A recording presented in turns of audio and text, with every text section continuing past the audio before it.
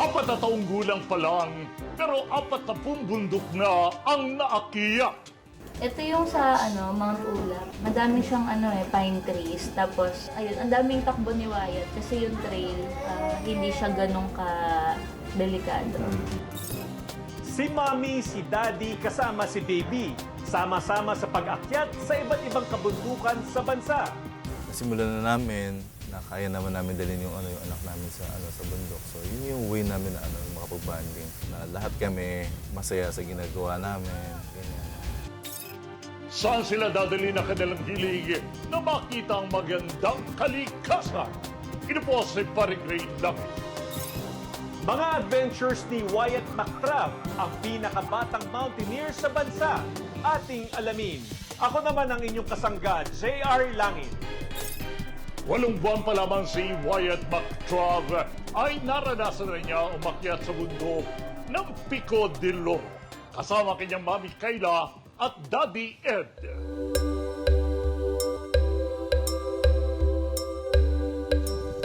Ayan, pinalitan na po ni Baby McTrav si Kuya Jack. Siya na daw po ang guide, si McTrav na, hindi na si Kuya. Ay, galing-galing naman ang Baby McTrav namin. Umaakyat sa hagdan. Sa gulang na 4 na taon ngayon, 40 bundok na ang naakyat ni Wyatt McTrav. Kabilang rito ang 4 ang pinakamataas sa bundok tulad ng Mount Apo at Mount Pulay.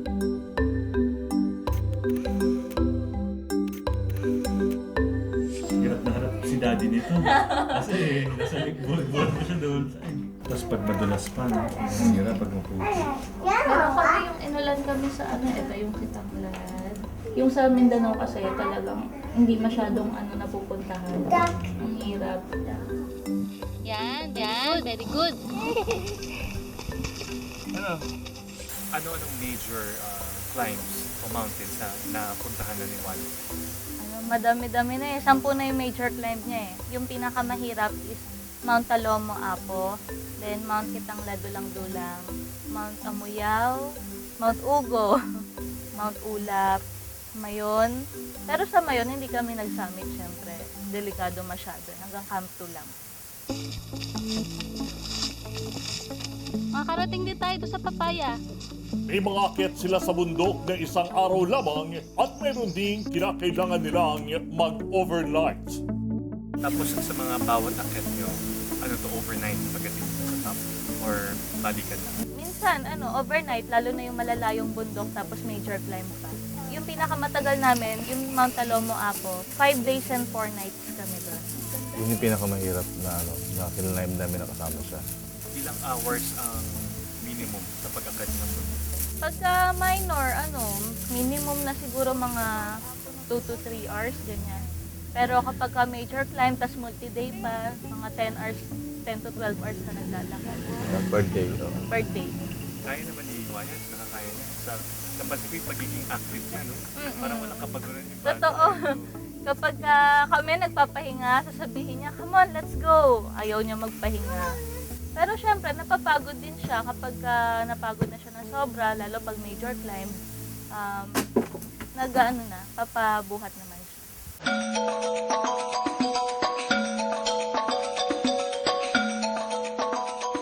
Parehong mountaineering ang hobby ng mag-asawang Ed at Kayla. Sa katunayan, bundok sila unang nagkita na nauwi sa pagpapakasal. Nung wala pa ba si Wyatt, ito na talaga yung parang hobby nyo, mag-asawa, umakyat ng bundok?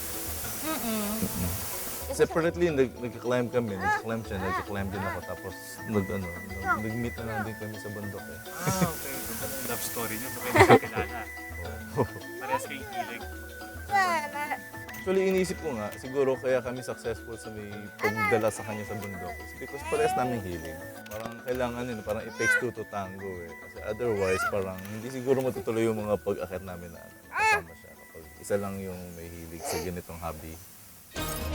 Maging ang pangalan ng kanilang baby na Wyatt McTrav ay halaw sa pagiging mahilig sa pag-akyat sa bundok.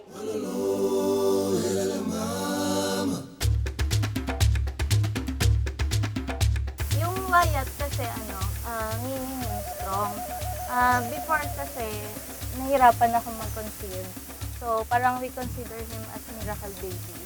Then, without knowing, umaakyat pa ako ng bundok na ano na pala, pregnant na pala.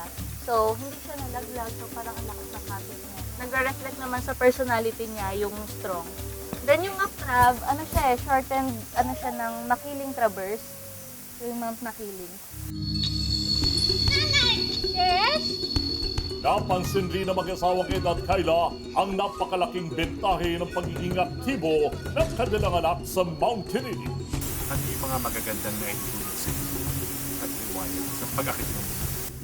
Kay Wyatt, nakikita kasi namin na lumakas yung stamina niya. Si Wyatt never been hospitalized pa since birth. Bihirang-bihira siya magkasakit kahit yung sipon, ubo, talagang for the whole year parang once lang siya ganun. Minsan wala. Sa amin naman, magandang nadudulot niya. Yun nga, yung sabi ko kanina na nakakatanggal ng stress. Sabi nga ng doktor ni Wyatt sa kanya, parang it's been a year, hindi niya nakita yung si Wyatt na bumisita sa kanya. So it means hindi siya nagkaroon ng ganung major na illness. So believe na believe siya kay Wyatt. May ilang pounds to. Usual na dala namin, Magaan na yung 18. Kasi ng hours Hindi. Minsan 5 hours. 5 hours gonna get ready. Minsan 8.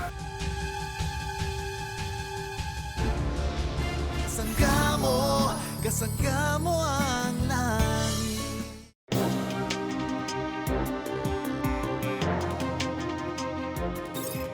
Sa murang gulang ni Wyatt, marami na itong ini-enjoy pagdating niya sa itaas ng bundok.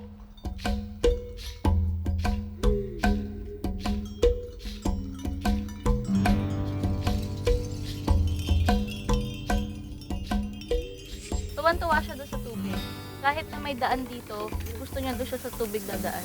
Kaya nga na ma-motivate kami parati na isama pa rin siya kasi nga nakikita naman namin na talagang sobrang nag-e-enjoy siya. Hindi siya natatakot pabasa kahit malakas yung ulan. Parang maglalaro lang siya. Kaya minsan yung bundok na pupuntahan namin kapag may river or falls, ayun talagang mas marami kaming time na instead na day hike, nag-overnight kami para may time siya makapag-enjoy pa sa tubig. 14. Ayaw mo naman eh. Dahil kasama nila ang kanilang baby, piling-pili lamang ang mga bundok na pinupuntahan ng mag-asawang Ed at Kyla. Hindi pa namin iniisip na huminto. So, continuous lang yan. Hanggat meron pa. Tapos nag-research na.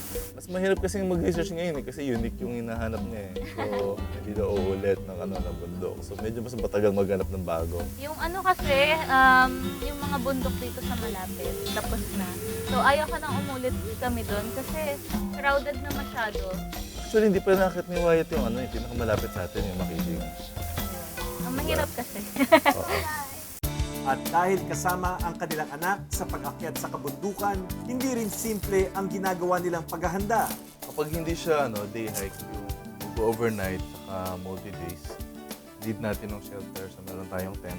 Insulation, ilalatag mo lang siya doon sa may floor bago mo ilatag yung yung sleeping bag, extra na shelter na i-cover mo sa tent para hindi siya ganong kalamig. Cookset, meron tayong stove, meron tayong fuel, butane, saka magdala ka rin ng mga kumot. Hindi natin alam kung ano yung mangyayari, baka umulan na malakas. So, ang mahalaga kasi kahit basa ka, yung gagamitin mo kapag matutulog ka, dry pa rin siya.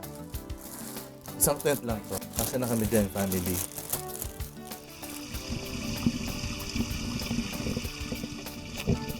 Nung wala pang baby, gamit lang namin yung iniintindi namin.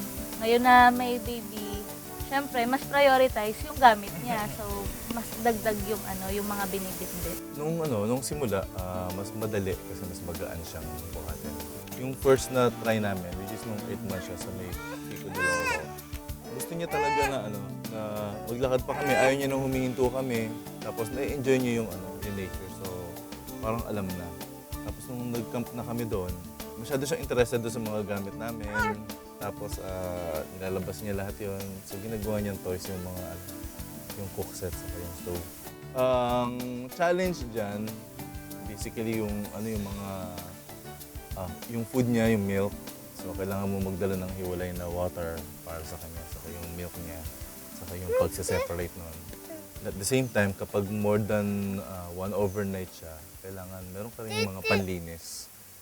Wala sa plano ng mag-asawang Ed at Kyla na itigil ang pag-akyat sa mga bundok. Isang passion at pagmamahal sa ganda ng kalikasan na nais nilang dalhin ni Wyatt hanggang sa kanyang paglaki. Parang nare-relax pa kayo? Or Nakakatanggal Actually, ng yung, stress. yung way paakyat, yun, iba-iba. Minsan maaraw, minsan maraming puno, makukover. Merong cover, tapos merong kadumatarik, merong gradual, merong habang lakarin. Pero kahit ganun yun, nakikita mo yung iba't ibang tanawin, so na-appreciate mo yung yung nature. Meron kang sense of parang fulfillment na nasa ibang lugar ka. Para sa sarili mo naman, parang meron kang sense of fulfillment din na na nakayanan mo yun, natapos mo yun, hindi ka nag-give up. So umakit ka tapos bumaba ka. Bukod sa masaya, parang yun na yung pinaka-bonding namin as family eh.